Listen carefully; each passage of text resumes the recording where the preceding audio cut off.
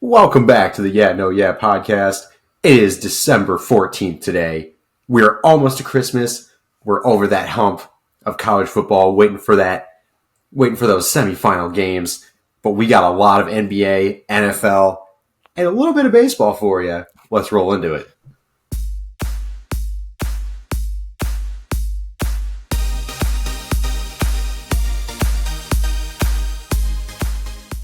All right, before we roll into it, I have to introduce myself. My name's Noah. I'm your host here. With me, we got Justin. Hello, How you doing, Justin? hello. I'm good. How are you? I'm good. It's Chance's birthday. Oh my He's God, happy birthday, Chance. He's probably going to make an appearance. He's been a little wild lately. So, for those who don't know, Chance is his puppy. So yeah. He's finally at that age. He's at that drinking age of 21. Yeah, dog years. Exactly. He can handle himself, but he gets a little rowdy still. Is he mature? We'll see. We'll find out. No. You guys make the decision now. All right. We got to get into some NBA first because there's been a lot of topics lately. Oh my God. We got to talk about Draymond. Draymond. You talk about maturity. Honestly, Draymond doesn't have it. For those of you who didn't see it, Draymond is now suspended indefinitely by the commissioner and the assistant commissioner. Ironically, from the Bad Boys, Mr. Joe Dumars. Yep. Yes.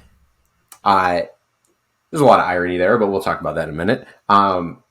Yeah. There's a lot of speculation that he's going to get 15 to 20 games. Some people suggest 25 to 30. It's going to be interesting to see how the commissioner tackles this. He's had a couple dirty plays this year, more than ever. And this one was just kind of icing on the cake. There wasn't really any reason. Any reason. I mean, Nurkic was playing regular defense on him, and he just kind of spazzed and spun and hit him square in the face. Yeah. Yeah, I mean, we've known Draymond since 2016 to be a little hot-headed, right? I think that was the year he got into the altercation with LeBron, and he was he had the final suspension. Yep, and then since then he's probably been suspended. I think 5 times. I think is what the stat was. Maybe I'm off on that, but the most recent one was that 5-game suspension when he did the chokehold on Rudy Gobert. And I know that 5-game suspension, it was heavily taken into account his history and kind of the severity of it, like a headlock's kind of up there. But I do want to point out, once he returned from that, the media asked him, like, how do you feel about it now that it's, weeks after or whatever? And he's like, I don't regret my decision. I was defending my teammate. I would do it again. It's like, okay. Sounds about right now. So there's kind of like this reoccurring theme, right? Of he does something, he doesn't regret it. And I think you're right. I think it's going to be like a 20-game suspension, which is crazy because, he hit him. But there's some people in the NBA right now. I'm not going to name names, but we all know who's has some legal allegations. There's a couple guys that have been playing. And everyone's like, oh, well, what about them? And no one said a word. So I know they're doing the due process of the law, but also, Draymond's an emotional guy. He gets into it, gets, passionate about the game. He turns and swings on a guy. As you brought up, the Bad Boys of the past, the NBA of the past, that was kind of desired. Like, you wanted that on your team. And no one really, I'm sure there were suspensions in the past, but it wasn't talked about like this, not nearly as bad. Yeah, I think Adam Silver's trying to make it a cleaner game. He wants a better look for the entire NBA. I think he just wants a sense of elevation from that, clean, respectable basketball, not, throwing cheap shots with your elbow to someone's face. I honestly think that even in the old NBA, he probably would have gotten suspended for this. What's tough is it's Draymond Green. So we all know he's done it before, right? If this was just a one-off occasion, then he probably wouldn't be suspended, or it would be like a 1-game or just ejection, but he's been ejected 3 times this season. So come on. And I think the next closest one is one person, or, a person getting ejected once. There's anyone at 2 or 3. So he's clear ahead of everyone of getting ejected, getting suspended. Maybe not total games, but still, Ja Morant's sitting out 26 games or whatever for not even doing anything illegal. Come on. Draymond assaulted the man. So. That's what I was explaining to someone at work, and that's how we talked about this. I'm like, that's borderline assault charges. It is. I think that's why it's been such a big deal, and he's been suspended indefinitely because Nurkic's like, hey, that can't happen anymore. And Nurkic came out and said, like, I still respect him. I still think he's obviously he's a champion and he's going to be a Hall of Famer probably, depending on who you ask. But Nurkic thinks so. And like, I think maybe he's the one that went to the commissioner or to his team and is like, hey, this needs to change or I will charge. So that's what's crazy is like, so we've seen this in the NBA before, but it's a similar kind of style to Draymond is Dennis Rodman. Yeah. Kind of a impulsive guy that, just kind of snaps. Historically, the kick for him as well to the camera guy when the camera guy didn't do a single thing. He was, he just kind of lost his cool.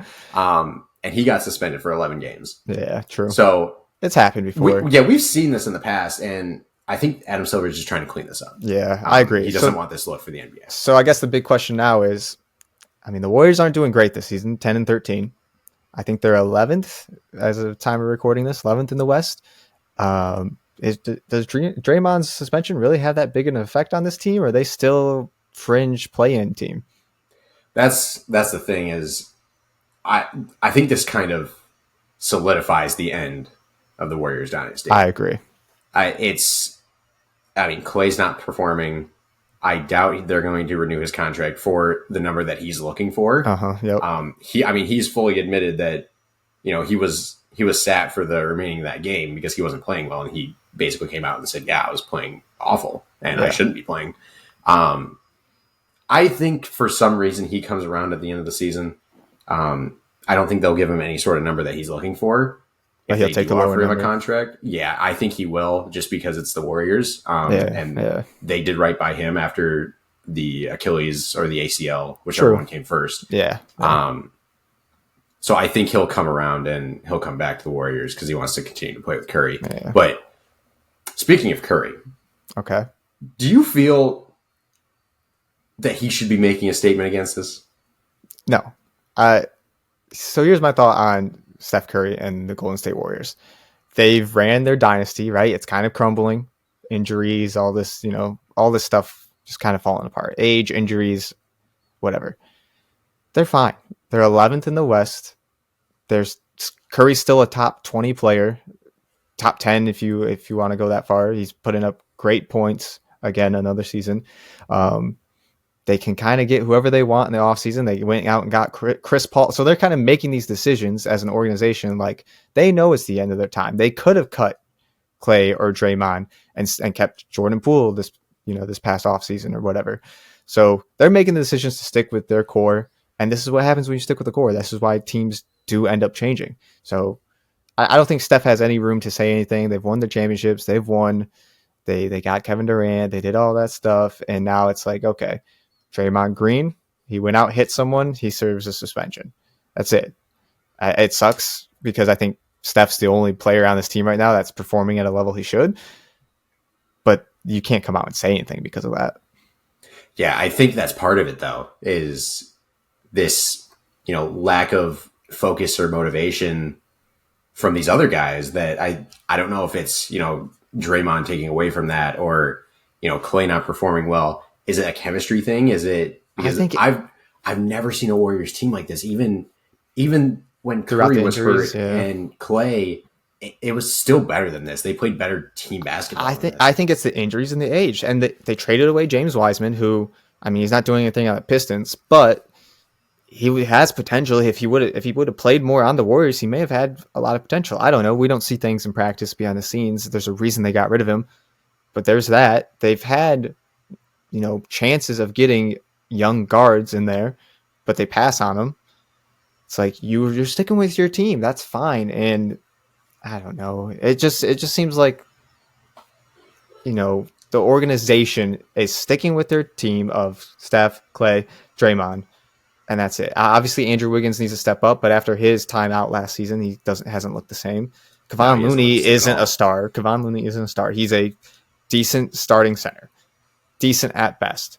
Like, he's not going to put the team on his back. I don't even know who else would step up on this team. I think, do they have Corey Joseph now, or am I thinking of Pistons lineup? No, he is on the Warriors now. He was on the Pistons. Yeah, Corey Joseph, who's been in the league for 13 years, he's not going to step up. Like, they don't have anyone. They don't have any young players that they kept because they wanted to stick with the core, and that's fine. That's the decision they went.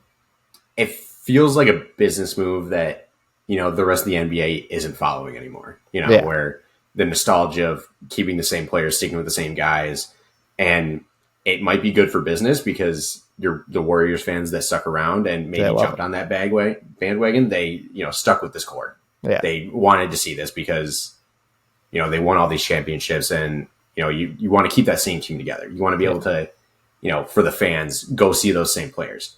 Yeah. So I think it was more of a business decision rather than like an NBA pushing for another playoff or pushing for another championship type of decision. I think the Warriors made their mistake when they traded Jordan Poole and kept Draymond. I don't think Jordan Poole is any better of this, by the ego and antics, but he's a young player who has years ahead of him, and Draymond's towards the end of his career. Like, that was the moment where they said, we're sticking with it. Yeah, they decided to go with one, not the other. Yeah. And honestly, it might have been better off just getting rid of both and probably a different path. Very true. Because that 4 years, $100 million for Draymond isn't looking too good now. Not at all. Not at all. Let's talk about another team that doesn't look very good right now. Talking about the Pistons that we just mentioned. They have lost a franchise tying record of 21 straight losses. They started off hot, 2-1, and they are now 2-22. Yes. What can we say about the Pistons here? I'm going to say a take that I think a lot of Pistons fans will agree with now, but I don't think they would have when the season started. Monty Williams is not a good coach. I didn't think he was a great coach when he turned around that Suns team. I don't think he turned it around. I think Chris Paul had a huge helping hand in that. Obviously, he's a capable coach. But when this season started, he had Asar Thompson starting. He had I think it's just him. Asar Thompson starting. It was Killian Hayes, Thompson, Cunningham, Stewart, and Jalen Duren. Mm-hmm. Bojan Bogdanovic, for as little as you may respect the man, was the leading scorer last season. At least keep him in the starting lineup until you kind of figure out your rotations. They now have recently started. He didn't even play for like the first 15 games. They now are starting to play him. Obviously, the team hasn't turned around like that, but finally, they made the decision like, oh, maybe we need some buckets. Let's put Bojan back on the court. Jalen Duren's been injured in and out all season. Cade's the only shining light on this team. And, say what you want about Killian Hayes and Jaden Ivey. They're just not stepping up. That's really what it's come down to. It's interesting because I couldn't quite put my finger on why it wasn't working. Yeah. I think I know why now. Why? They have Cade Cunningham, who's a ball-centered point guard. Yeah. They have Killian Hayes, who is not a shooter by any means. Nope. And needs the ball in his hands to distribute to people. Yep. They have Asar Thompson, who plays more like a power forward. He's a utility player, yeah. You have Isaiah Stewart, who is the same type of player. And you have Jalen Duren, who's been very good when he's on the court, but it's been iffy if he's actually on the court.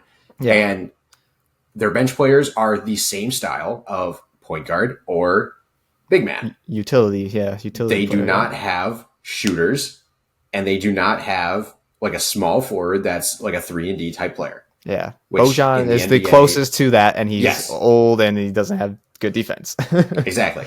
Yeah. And I think that's where they're struggling. They don't have that middle guy. They don't have that guy that doesn't need the ball and is not a big man that can't shoot. Yeah. They need I don't know, maybe a Sadiq Bey.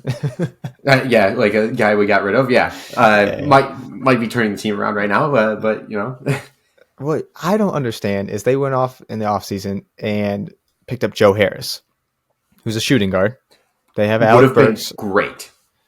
But he doesn't play. He doesn't play at all. And then, Asar Thompson, rookie, he's doing all right. I don't want to harp on him too much because he's still figuring things out. And when he's playing pretty decent. James Wiseman, another pickup in the offseason. I don't know. I guess I don't know his stats this season. But does he play when Jalen Duren's out? Or do they move Isaiah Stewart down and bring in Thompson?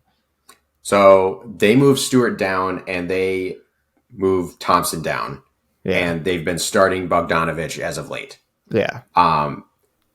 Only because of the decision of Jalen Duren being out. Yeah. Wiseman comes off the bench, and from what I've seen lately, it's been rough getting to double digits for Wiseman. Yeah. He's averaging 5 points, 3 rebounds, and half an assist this season. Yeah. I don't know, man. That's such a strange team. It's a very strange team. What they need to do is trade some of their point guards that they have and go after these shooters, these Joe Harrises. The Joe Harris that, like you said, does not play, even though we just traded for him. Yeah. Start Asar Thompson at that power forward position. He's a rebounder. Like, you're right. He is a utility man that is freakishly athletic. Use that athleticism. Yeah. Maybe you occasionally put him at the 5. Yeah. Right now you don't have to because you have too many big men. But yes, with the same idea that maybe it's time to get rid of some of those big men. You're saying this and it's making a ton of sense. They need to play small ball, but they don't have the shooters to play small ball. They don't have any shooters. Yeah. This is the team of 2013 with Andre Drummond and Greg Monroe and then like Reggie Jackson. Yeah. It's like, we need something else. And they have the 2 big guys, the Detroit toughness, that they always talk about. It's like, that doesn't work anymore, especially when one of your big guys doesn't play half the time. So, yeah, I think you're right. But who would they trade? Who would you rather get rid of? I mean, you can't get rid of Cade. He's literally your only player. Yeah. That is doing anything right now. Cade needs to stay on this team. Him and Duren and probably Asar Thompson are your 3 that I feel like you would keep. I truly think Jaden Ivey is being underutilized. I agree. I think Jaden Ivey could be a good scorer, but you'd have to move Cade to the point guard, Jaden to the shooting guard. Yeah, and I just don't think Jaden Ivey's that good of a shooter. Like, no, I still think he's not Westbrook. Like, he can shoot better than Westbrook can, but he's got a similar type of style to him, where he's a driving point guard. Yeah, he did that at Purdue too. Yeah, yeah. So you package, I guess, a few of them for a B tier point guard or a B tier scorer. It doesn't even have to be a point guard. It's small forward, power forward. If they had like a Quickly on this team, the Knicks would never give up Quickly. But in theory, if they did, that would be the perfect guy. Yeah. Or what about if Andrew Wiggins was playing like he was 2 years ago? That would be a good spot. I even think Andrew Wiggins now would be playing better That's true. He would be in the Warriors. I don't know. I just think the Warriors are a mess right now, and they're just trying to figure it out. At the end of the day, though, I think it's a Monty decision. Monty's making the wrong decisions. He said he's figuring it out, which is fine, and he's kind of understanding the rotations and all that. Figure it out 20 games ago? I don't know, 10 games ago? Even if, I think the Pistons fans would even be okay if it was a 10 game losing streak. Yes. But we're at 20. We're at 21 now. Yeah. Do you think let's win a game? Do you think they're gonna snap it? No. They're gonna make history. Who they play next? I have no idea. Let me check real fast. Pistons schedule. They got the 76ers. Yeah, they're not winning that game. Yeah, 76ers and the Bucks. They might beat the Hawks on the 18th, but by then it's too late. Yeah, they're not beating the 76ers. They're making unless history. The 76ers rest a couple of players. God, it'd be a perfect game for them too. They still would probably win. Yeah, probably. Oh God. We'll get past the Pistons woes, and we'll hope that we'll get an update next week if they broke the streak or not. All right. Now we got to talk about Zion. Negative. 3 in a row. It's a rough week for the NBA for topics. Yes. Zion's he had so much potential. He still has so much potential. Yeah. But when he's talking about a lack of motivation in an NBA in-season tournament that we've had our doubts about, but they're still playing for $500,000. I don't know what else you could be motivated by. Like the playoffs, maybe? See, here's the thing. The team is good enough to make the playoffs. For sure. They're going to make the playoffs. So, that should be the motivation. Get a good seed. Obviously, he had the baby mama drama this last year. Maybe that's part of it. But really, at the end of the day, it's what what is he hoping to get out of this league? Right? LeBron came in. He's like, I'm the chosen one. I'm the greatest. I'm going to prove that to everyone. I'm 18 years old. I'm going to prove it to everyone. And he's done that. You know, Wemby comes in and everyone's saying, oh, he's an alien. He's a unicorn. He has to come in and prove it. Zion, when he came in, everyone's like, oh, this is the future. He's going to take over. And then he kind of got injured and all that, the fire kind of fell out. Is it because of injuries? Is that really what it all boils down to? Is he's been injured so much that he's kind of lost passion of the game, and he doesn't want to condition because at moments he couldn't because of, I think he broke a toe like a couple seasons ago, so like he couldn't condition then. That's fair. So maybe he's just out of that practice and he doesn't want to get back into it. He's gotten paid. He got the extension. Is that why? I think that's why. I think it's a lifestyle. I think it's the James Harden when James Harden was trying to prove a point. Yeah. But that was James Harden trying to prove a point. Not James Harden all the time. I think that he got the money. I think he's content now. And I mean, there's been rumors and speculation from the team, leaks that came out that said that they have recommended diets for him and he is deliberately not he doesn't listen. them. Yeah. When that comes out from your organization, yeah, that's a really bad look for a player. I think the beginning of this season, the president, I don't know his name, and I read this somewhere when we started talking about this topic. The president of the team said that this year was the first time he felt like Zion had a fire lit under him at the beginning of the season. And remember, I don't know if you remember, at the beginning of the season, he looked cut. He finally looked in shape. He was doing well. Mm-hmm. So like that was a good, thing. But for your president to say that after 5 seasons, that this is the first time you are like taking it seriously, that's not a good look either. It's just crazy though, because when I was watching him at Duke, he looked like he loved the game of basketball for the game of basketball. Yeah. He looked like he was playing backyard basketball. Like that was the fire and the energy that he brought to a Duke team that really didn't need that. Like, it's not like he had something to prove to an organization that has never won anything before. Yeah. Like this is Duke. Pelicans. Yeah. Yeah. I know what you mean. Yeah. I don't know, man. It's such a weird scenario. Mm-hmm. And now we're looking back on this draft class and the 2 biggest stars, the 2 game-changing players from that draft class have both had problems that were external problems, not internal NBA problems that they had. Yep. And it's such a weird scenario. Yeah. So I also was seeing Shaq talking about it, and he was saying that, and I quote, that Zion doesn't have that look. Like Tiger Woods had that look. And then he also said that Shaq, he was just like Zion, that he didn't have that look. And what I think it comes down to is, and I know that the Pelicans have tried to, they have, I know when he was drafted, they got JJ Redick, a veteran player who puts in a lot of work ethic because he didn't have the best skills. And then CJ McCollum, a couple of seasons later, who isn't a top tier athletic talent, but he can put up buckets and puts in the work for that. So they brought in 2 like veteran guards that could really show the ropes. But at the end of the day, Zion just doesn't care. And the same thing, like Shaq said, he didn't care. Right? It's a mentality thing. They need a Kobe Bryant there, lighting a fire under his ass every single day, yelling at him in practice, yelling at him to diet, yelling at him to do all these things. He has a Shaq mentality with a Shaq body, and he needs the Kobe mentality with a Shaq body. Just like Kobe said all those years ago when he fought with Shaq, saying, if you had my mindset, you would be the most dominant player ever. Same thing goes with Zion. If you had Kobe's mindset, you would be a top 5 player in the NBA. And right now, I mean, what's tough is he's putting up decent numbers, 23 points, 5 rebounds, 5 assists. He's still a good player. They're not going to just trade him, but like he could be easily 30, 10, and 5. Easy. Yeah. I mean, they just have these weird random games where they get destroyed and they just don't look like they're the same caliber of team that's been playing the past 5 games. Yeah.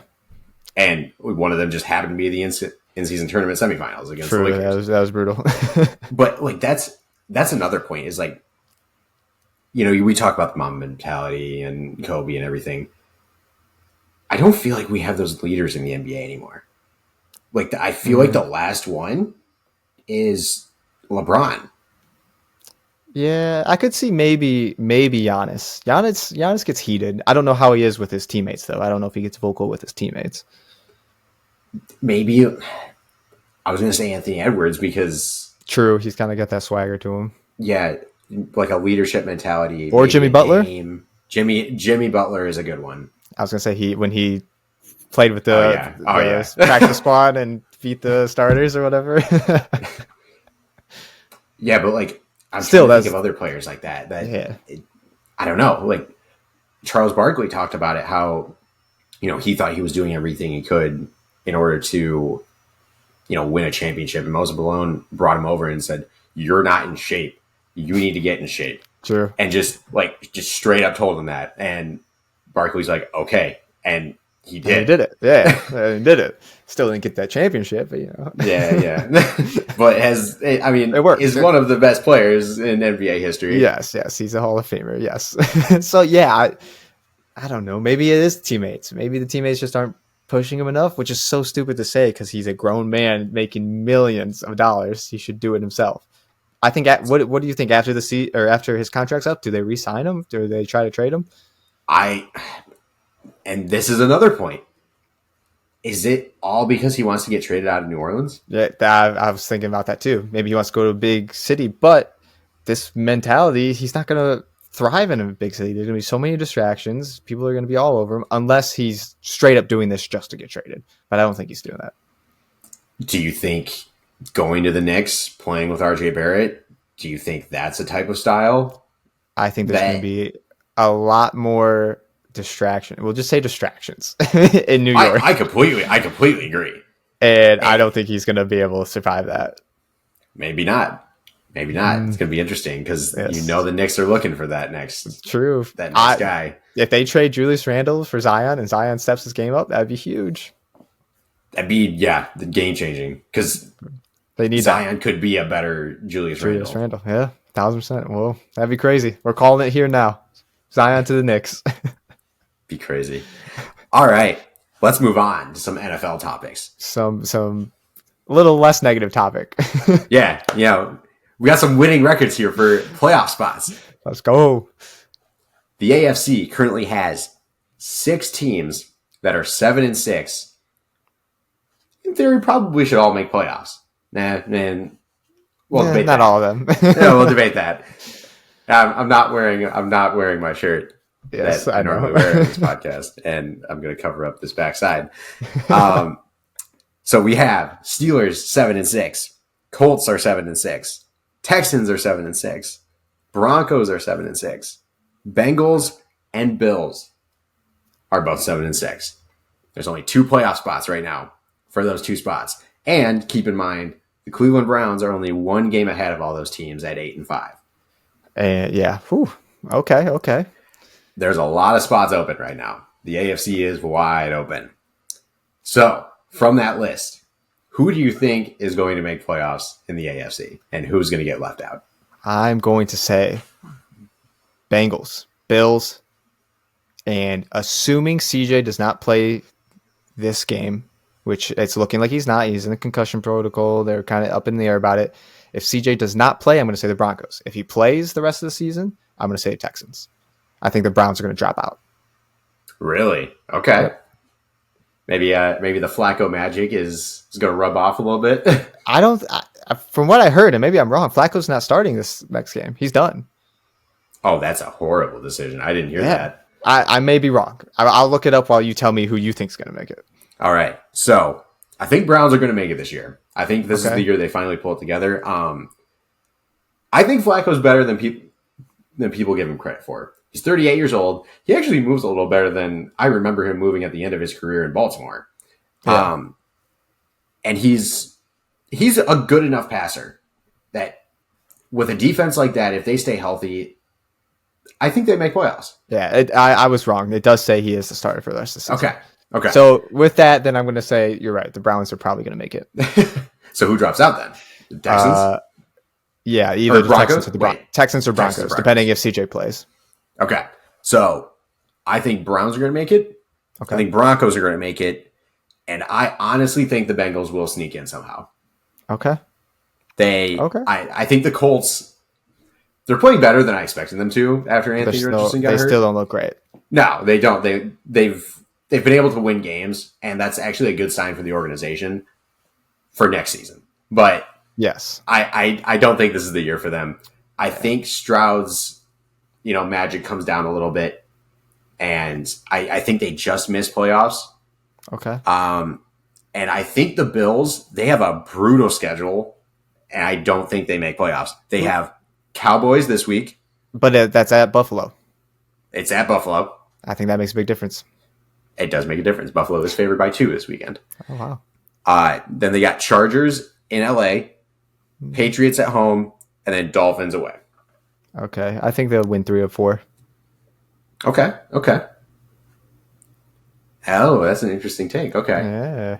I think they go 2-2, and I think they miss. Okay. So you said the Bengals, the Browns, and the Broncos. So the Broncos, it's Broncos country. Let's ride. Why are you up on them? 3 Bs. Sean Payton pulled it together. People were really down on him at the beginning of the season. He was all talk. We were. we were. Yes. And he has proven us wrong. Russell Wilson still doesn't look great. Don't get me wrong. He doesn't look great. But he's getting it done. Yeah, he's not the Seattle Russell Wilson. But yes, he's getting it done. And I think that's what matters. Sean Payton just needed a little bit of time, a little bit of experience in a Broncos-style offense. And it's starting to work. Yeah, I guess you're right. Okay, so here, I'm gonna change my predictions then. Browns are gonna do it. If Joe Flacco can keep it up, I think he will. Browns, Bills, and then it comes down to the Broncos or Texans. I don't think the Bengals are going to get it. Now that I think about it more, depending if CJ Stroud plays, I guess. I'm going to assume that he plays. It's going to be the Browns, Bills, Texans. And then if he doesn't play, Broncos. I have the 3 Bs, and you have the BBTB. 2, maybe 3. Yeah. There you go. All right. It's gonna be exciting though. It'll come down to some crazy stuff. I know I'm changing the topic. All I care about is the Lions have a 96% chance of making playoffs. Hey. If they somehow find that 4%, I'm not watching another Lions game for the rest of my life. Could you imagine? They haven't looked good lately. They would be the team to do. They have not looked good lately. I don't remember who they're playing this week, but I'm worried. And I know they play the Vikings sometime soon. Could you imagine? If they lose to the Vikings to lose out on play, so I think what has to happen is the Lions have to lose out. The Vikings have to win, I think, 3 of the next 4. That sounds right. And they have to beat the Lions both times. I mean, if they beat the Lions both times, that's not a crazy thought. Yeah. The Lions have the Broncos at home, Vikings away, Cowboys at Cowboys, and Vikings at home.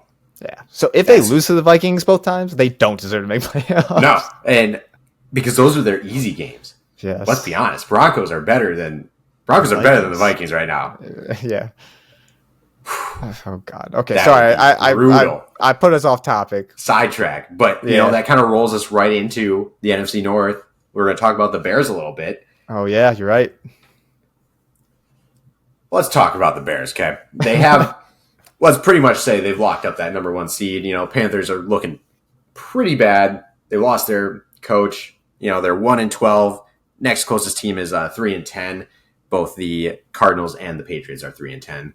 And let's be honest, both of those teams look better than this Panthers team right now. Yes.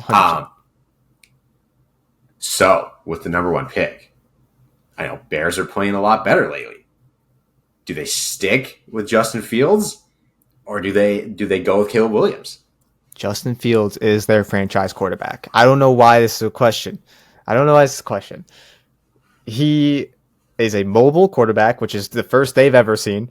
He can throw the ball. I mean, he's a little bit injury prone. Like, I know there's that worry, there's that concern, and especially in NFL, it's nice to have 2 very good quarterbacks on your team. But why would you go with Caleb Williams and try to replace Justin Fields and have a quarterback battle?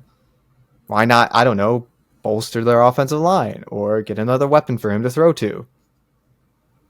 I don't know. I think you're right.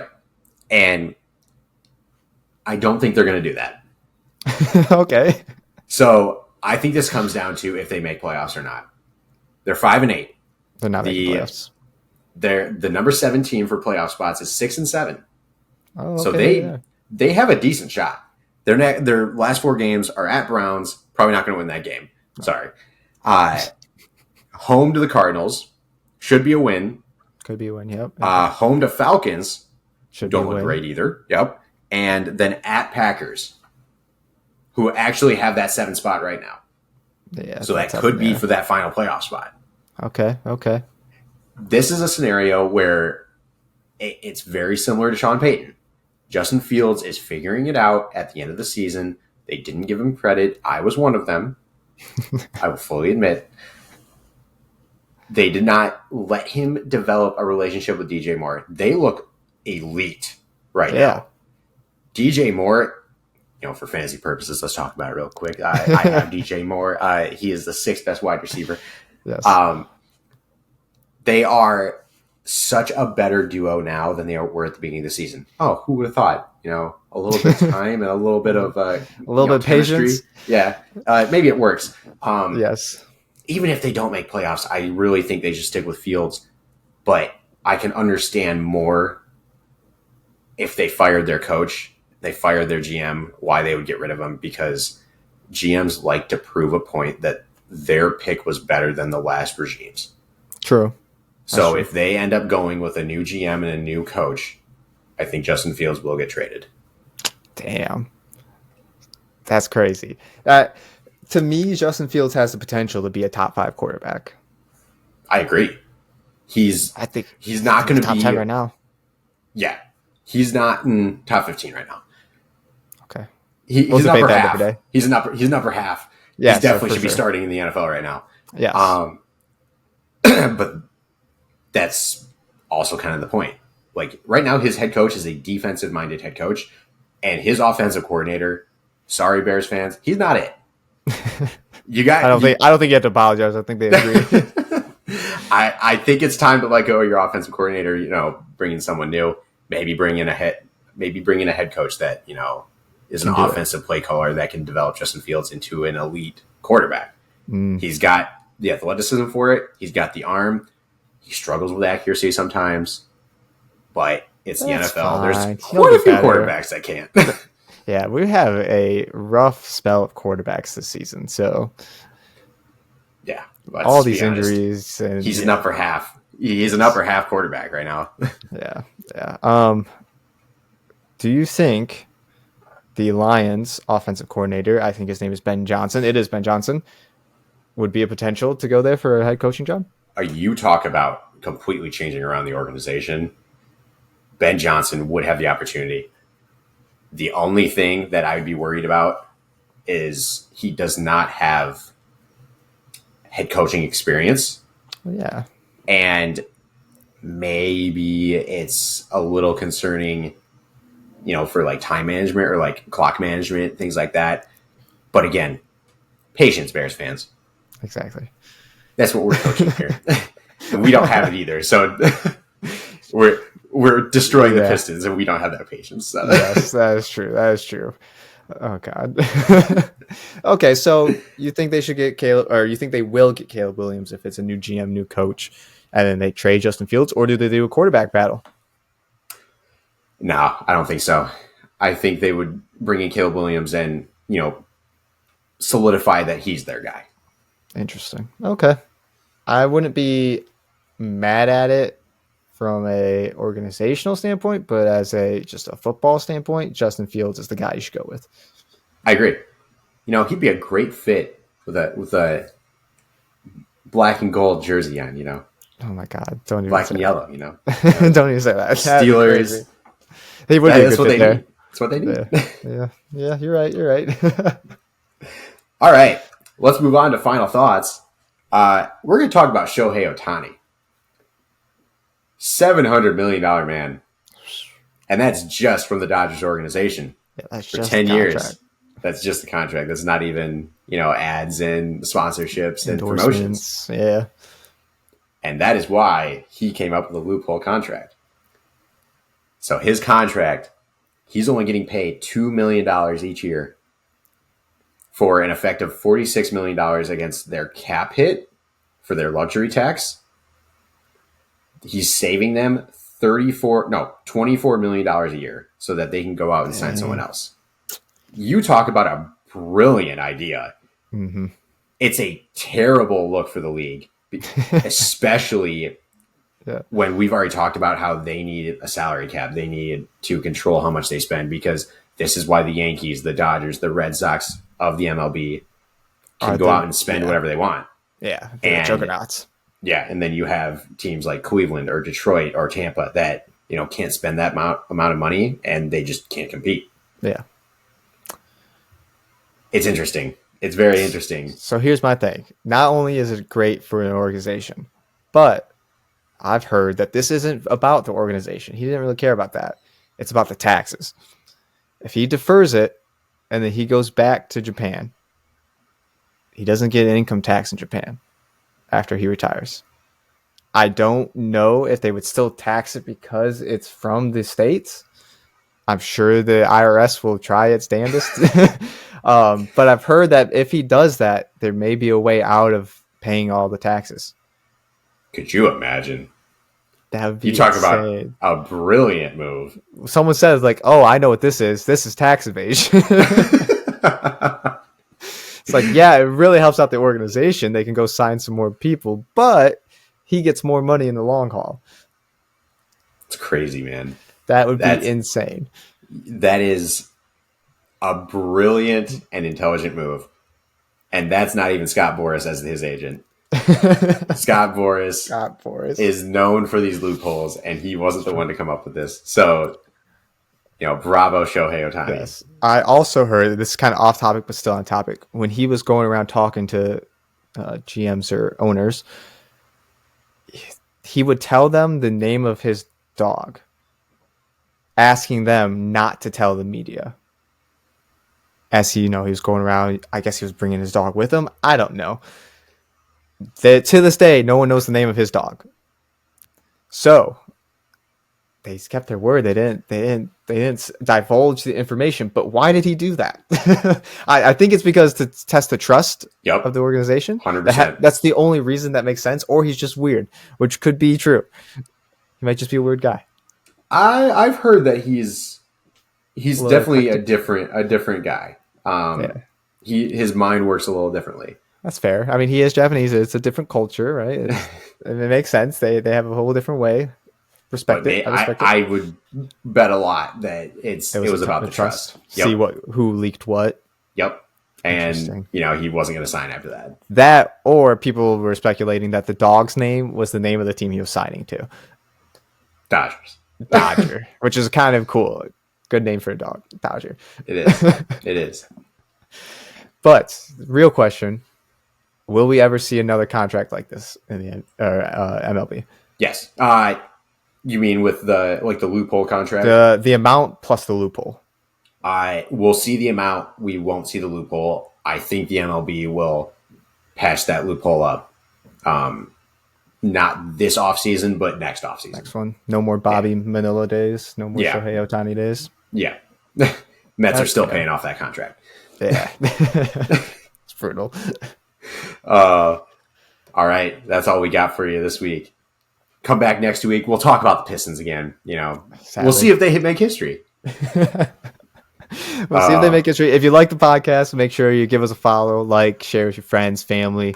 Play it for your dog named Dodger, whatever you're feeling. And we will be returning next week. And then after that, we will have a break for Christmas. And then we'll be back in the new year, 2024. 2024. Let's get it. It's going to be our year. All right. Peace.